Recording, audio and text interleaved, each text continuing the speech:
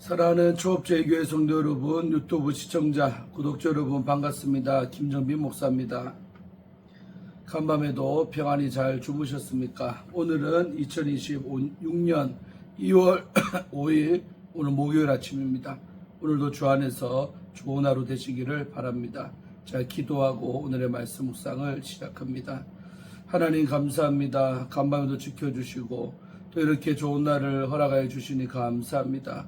오늘도 우리에게 주어진 이 하루 하나님의 뜻대로 주의 영광을 나타내는 복된 날이 되게 하여 주옵소서.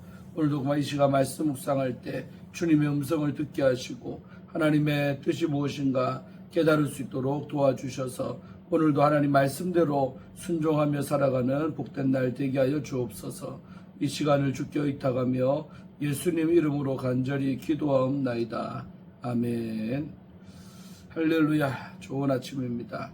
오늘 함께 말씀 묵상하실 우리 본문의 말씀은 마태복음 10장입니다. 16절부터 33절의 말씀, 우리 개역 개정판으로 우리 한번 다 같이 읽도록 하겠습니다.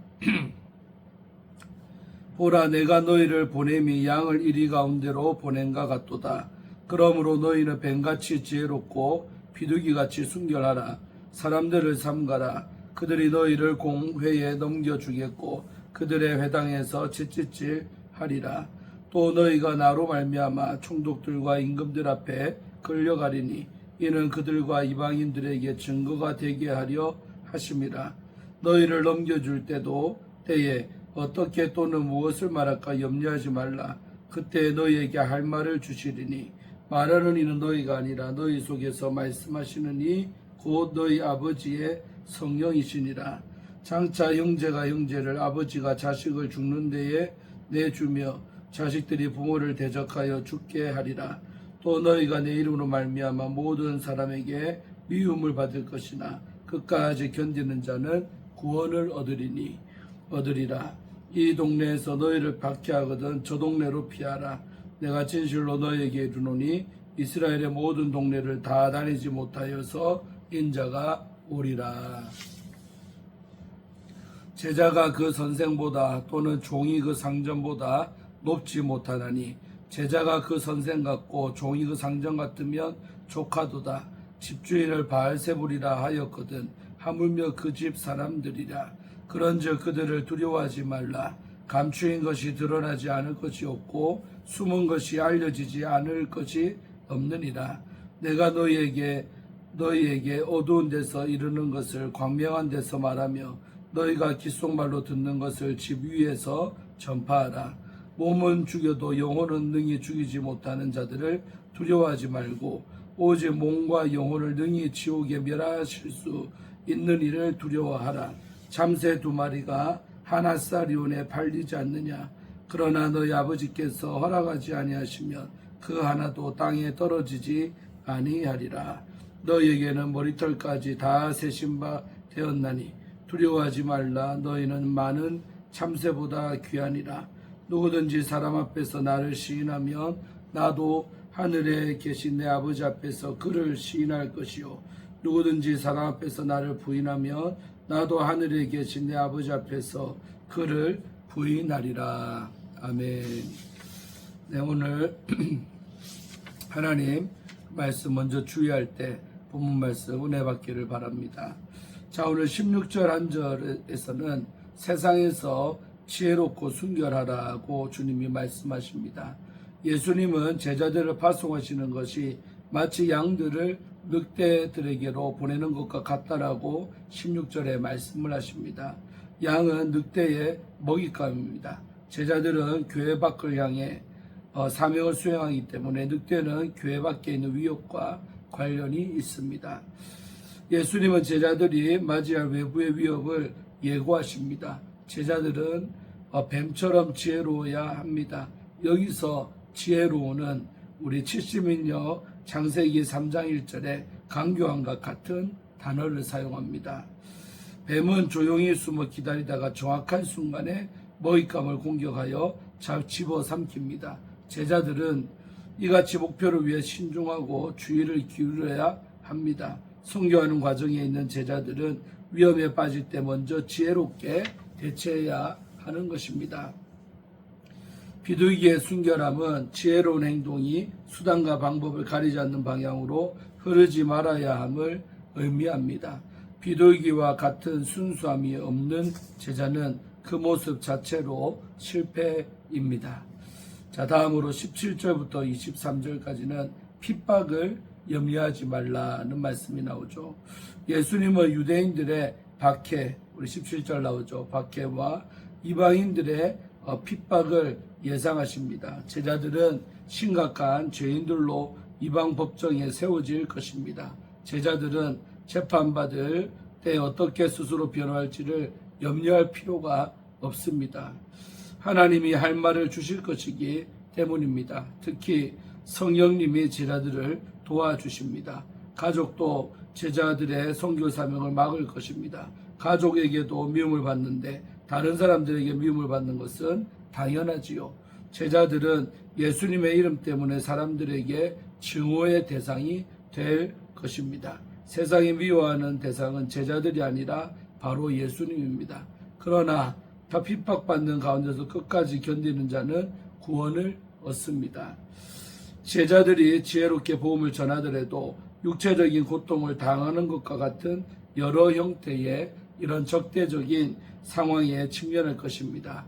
예수님을 전하고 또 그분의 뜻을 실현하려고 노력할수록 여러 모양의 어려움을 만날 수밖에 없습니다. 이런 시련은 시회복의 복음을 전하기 위해 고생하며 헌신하는 사람들에게는 시험이 될 정도로 고통을 안겨줍니다. 그러나 예수님을 보내신 성부께서 성령을 보내 종들의 여정에 함께 하시고 또 위기에 처한 그들을 도와주실 줄로 믿습니다. 극단적 어려움에서도 끝까지 인내하며 사명을 수행해야 합니다. 예수님이 그들의 옳음을 인정하실 것이기 때문입니다. 고난과 역경은 삼위일체 하나님의 이 계획과 동행을 경험하는 과정입니다. 제자들은 핍박 때문에 여기저기로 피할 것입니다. 예수님의 첫 제자들은 인자가 오시기 전에 이스라엘에서 피난처를 찾지 못하고 떠날 것입니다. 교회는 인자가 다시 오실 때까지 열방을 향해 복음을 전해야 하며 이스라엘은 여전히 선교의 대상입니다. 자, 다음 부분 우리 24절, 25절 두 절은 예수님과 제자들의 관계에 관해서 말하고 있습니다. 예수님은 제자들이 핍박받는 이유를 설명을 하십니다. 제자는 선생을 존경하고 배우는 위치에 있으므로 사회적 관점에서 당연히 선생보다 높지 못합니다. 이어서 나오는 종과 주인의 관계는 제자와 선생의 관계를 반복하는 그런 역할을 합니다. 제자와 스승의 관계는 종과 주인의 관계와는 차이가 있지요. 그럼에도 두 관계는 제자들의 권위가 예수님의 권위 아래에 있음을 의미합니다. 제자들은 예수님의 명령에 순종하는 위치에 있습니다. 또한 제자들은 예수님을 배우는 위치에 있습니다. 제자들은 이 예수님을 따르면서 닮아갑니다. 제자와 좋은 선생과 주인과 같은 수준에 이르면 그것으로 충분합니다. 종교 지도자들이 이 예수님을 사탄을 가리키는 바울세불로 불렀기 때문에 제자들도 그보다 더 나은 호칭으로 불릴 가능성은 없습니다. 예수님이 강조하시는 점은 이 예수님 보내는 분이죠. 예수님과 제자들 보냄 받은 자들이죠. 이들과의 관계와 권위입니다. 특히 뭐뭐처럼 되다라는 표현은 제자의 목표가 예수님처럼 되는 것임을 의미한다고 말할 수 있지요. 예수님이 제자들을 부르신 목적은 예수님을 닮아가는 것입니다. 예수님이 겪는 어려움을 제자들도 겪을 수밖에 없습니다. 그럼에도 예수님을 닮아가는 과정은 인생에서 가장 복되다고 할 수가 있습니다. 자, 다음으로 26절에서 31절 말씀, 하늘 아버지를 신뢰하라는 말씀이 쭉 여러 절에 걸쳐 나오죠. 예수님은 위험에 빠질 제자들을 위해 하나님의 보살핌을 바로 가르치십니다. 26절부터 31절에는 세 번에 걸쳐서 두려워하지 말라는 명령이 나옵니다. 제자들이 두려워하지 말아야 할 이유는 첫째로 하나님은 숨겨진 것을 드러내시는 분이기 때문입니다. 26절부터 27절의 말씀. 사람들은 진리를 외면하고 진리를 전하는 사람들을 핍박할 것입니다. 그러나 이 마지막 날에 하나님은 그들의 모든 행위를 드러내실 것입니다. 제자들은 자신들이 들은 진리를 모두에게 선포해야 합니다. 이스라엘에 계시된 비밀은 온 세상으로 퍼져나가야 합니다. 이 제자들은 하늘나라의 비밀을 공개적으로 전파하는 사명을 받았습니다. 둘째로 몸은 죽여도 영혼을 죽일 능력이 없는 자들을 두려워하지 말고 영혼과 몸을 지옥에서 멸하실 수 있는 분을 두려워해야 한다라고 말합니다. 28절 말씀이죠. 제자들은 죽음마저 두려워하지 말아야 합니다. 셋째로 하나님이 돌보심으로 두려워하지 말아야 하는 겁니다. 29절부터 마지막 31절까지죠. 참새 한 마리도 아버지의 허락 없이는 땅에 떨어지지 않습니다. 참새 우리 한 마리는 32분의 1의 데나리온입니다. 1데나리온은 하루 품삯이지요. 예수님은 참새 이야기를 들어 하나님이 땅에서 벌어진 일에 개입하심을 바로 강조하는 것입니다. 하나님은 이 제자들을 친밀하게 돌보시는 아버지십니다. 제자들의 하늘아버지는 그들의 머리카락 수를 다 알고 계십니다. 30절 말씀이죠. 사람은 다른 사람들의 머리카락 수를 아는 일이 불가능합니다. 그만큼 하나님은 제자들이 느낄 수 없는 부분까지도 알고 계시며 또 친밀하게 돌보고 계십니다. 하나님은 이 자녀의 삶에서 한시도 눈을 떼지 않으십니다. 제자는 인생의 불행처럼 느껴지는 일들이 일어난다고 할지라도 그것으로 좌절하지 말아야 합니다. 자, 마지막 32절부터 33절 두 절은 하늘 법정의 판단을 두려워하라는 겁니다. 예수님은 땅에서의 행위와 하늘 법정에서의 반응을 대조하십니다. 모든 사람은 하늘 법정의 판단을 받습니다. 제자들이 지상 법정에서 신앙을 지키면 하늘 법정에서 하나님께 인정받을 것입니다. 아멘. 주에는 마치고 우리 흔들리지 않는 담대함의 비밀이라는 주제를 갖고 오늘도 말씀 은혜 나누기를 원합니다. 자, 2세기경 우리 소아시아 서머나 교회의 감독이었던 폴리캅은 노년에 로마 당국에 체포되어 배교를 강요받았습니다. 로마 총독은 그에게 말했습니다. 가이사를 주라고 하고 그리스도를 욕하라. 그리하면 살려주겠노라. 그러자 폴리캅이 담대히 대답을 했습니다. 86년간 나는 그리스도를 섬겨왔습니다. 그분은 나에게 한 번도 잘못하신 적이 없습니다. 그런데 내가 어찌 나의 왕, 나의 구원자를 모독할 수가 있겠습니까? 그는 결국 불에 타 숨겼지만 세상의 권력과 죽음보다 하나님을 향한 믿음을 굳게 시인함으로 영원한 승리를 얻었습니다. 오늘 본문에서 예수님은 그 흔들리지 않는 담대함의 비밀을 가르쳐 주십니다. 자, 박해 속에서 요구되는 제자의 자세, 오늘 16절에서 25절의 말씀을 근거로 한번 살펴봅니다. 예수님은 제자들을 세상으로 보내시며 내가 너희를 보냄이 양을 이리 가운데 보낸과 같도다라고 말씀하셨습니다.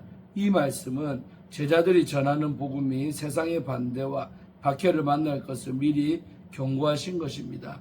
그 험난한 길에서 주님이 요구하신 태도는 뱀같이 지혜롭고 비둘기같이 순결하라는 것입니다.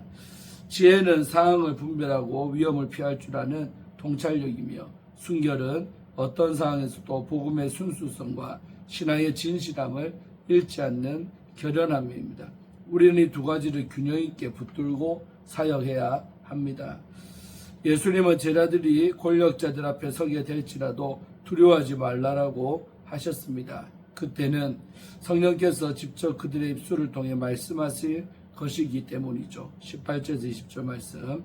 심지어 가족들도 예수님의 이름을 대적할 것입니다. 하지만 예수님은 끝까지 견디는 자에게 구원을 약속을 하셨습니다. 22절 말씀.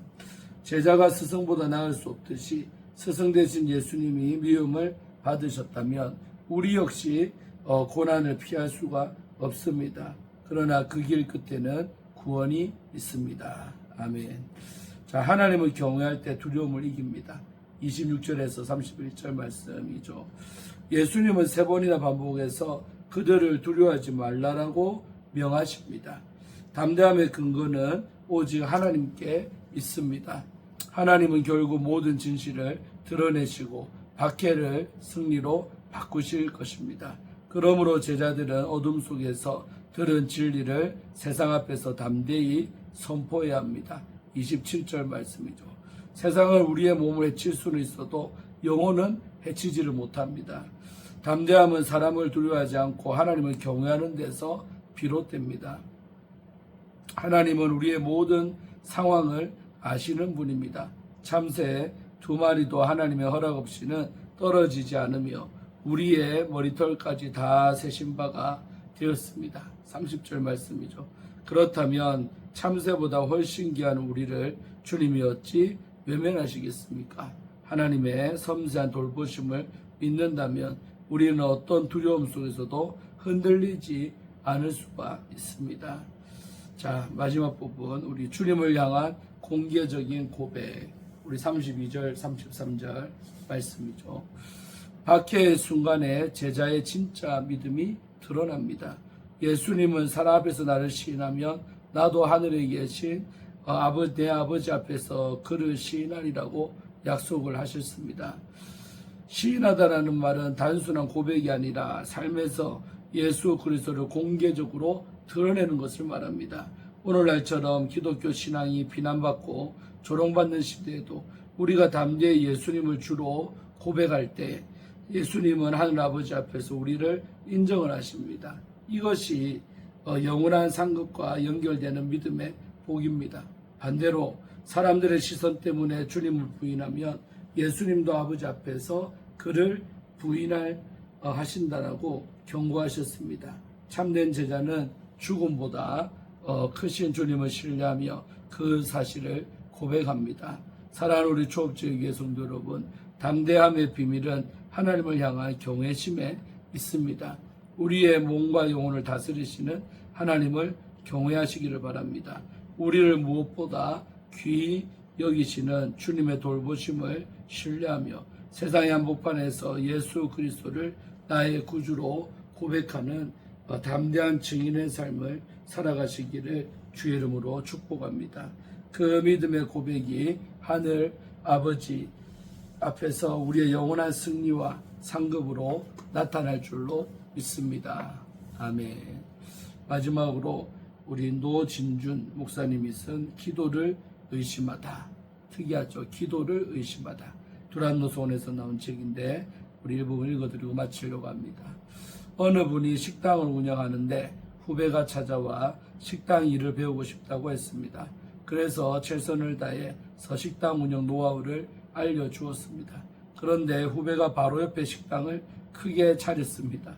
후배의 식당이 점점 더 흥하자 너무 화가 나고 억울해서 잠도 잘 수가 없었습니다. 이 경우 하나님이 원수를 위해 기도하라고 하셨으니까 진심으로는 그 식당이 망하면 좋겠지만 지금보다 더 잘 되게 해달라고 기도해야 할까요? 물론 저는 그렇게 기도할 수 있는 분들도 있다고 생각을 합니다. 제가 하고 싶은 말은 그렇게 기도해야 참된 그리스도인이라는 것은 아니라는 것입니다. 불의가 흥하도록 기도할 수는 없지요. 박해하는 자를 위하여 기도하라는 말씀을 그들이 더 열심히 박해할 수 있도록 그들을 축복하라는 의미로 볼 수가 없듯이 악한 자들을 위한 기도의 내용이 악의 인정이나 용납이 되어서는 안 됩니다. 원수를 용서하고 박해하는 사람 위해 기도하라는 말씀의 의미는 엄밀히 말하면 자신을 위한 기도라고 저는 생각합니다. 원수가 악을 행할지라도 하나님이 알고 계시고 갚아주실 것이라는 믿음이 있어서 하나님께 맡기기로 했지만 그를 볼 때마다 원수를 갚고 싶고 복수하고 싶습니다.